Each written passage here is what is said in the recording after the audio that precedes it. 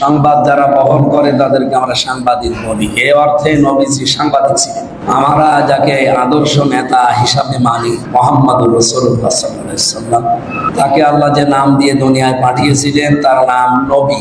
নবী শব্দের শাব্দিক অর্থ বলেন, জিজ্ঞাসা করলে আমরা সবাই অনেকে জানি। নবী মানে সংবাদ বাহক, সংবাদ যারা বহন করে তাদেরকে আমরা সাংবাদিক বলি। এই অর্থে নবীজি সাংবাদিক ছিলেন।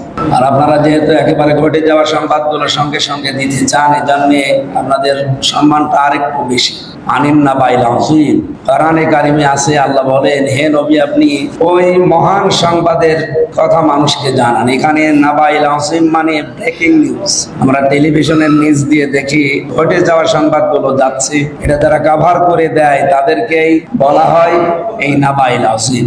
মহান পেশায় যারা আছেন আপনাদের পুরস্কারের কথা আমার তেলাওয়াতকৃত আয়াত সূরা কলমের 4 নম্বর আয়াতে আল্লাহ বলেন, হে নবী আপনি মানুষের প্রতি যে বার্তা বহন করতে কষ্ট পান, এই যে সংবাদ সংগ্রহ করা এবং সঠিকটা তুলে ধরতে বিভিন্ন চাপ মোকাবেলা করে যে কষ্ট পান, এই কষ্টের পারিশ্রমিক উজরত এটা আমি আল্লাহ নিজে দেব এবং গয়র মামনু, নিরবিচ্ছিন্ন ভাবে আপনাকে আমি দেব দুনিয়া আখিরাত মিলিয়ে, যদি আপনার এই কোয়ালিটি থাকে। এটা যদিও শুধু নবীর জন্য লাকা দিয়ে আল্লাহ বিশ্ব নবীকে ইন্ডিকেট করেছেন, শুধু নবী না। তাফসীরে আমরা পড়েছি এটা কিয়ামত পর্যন্ত যারা এই দায়িত্ব পালন করবে সততার সাথে, ইখলাস নিয়ে, যে আমি সত্যকে তুলে ধরবো।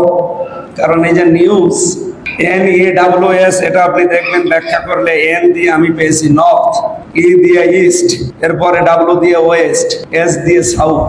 আপনি তাম পৃথিবীর চারিদিকে তাকিয়ে দেখেন, এর ভেতরে আর কিছু বাকি নেই, সবগুলো এর ভেতরে এসে গেছে। সুতরাং আপনাদের সারা পৃথিবীর সব সংবাদকে একত্রিত করার জন্য বিশ্ব নবীকে যেহেতু আল্লাহ দুনিয়ায় নবী করে পাঠিয়েছিলেন, সাংবাদিক করে পাঠিয়েছিলেন, সে মহান পেশা যারা গ্রহণ করেছেন, আল্লাহ আপনাদের জন্য লা আজরান গায়রা মামনুন, অবশ্যই নির্বিচ্ছিন্ন পুরস্কারের ব্যবস্থা করবেন।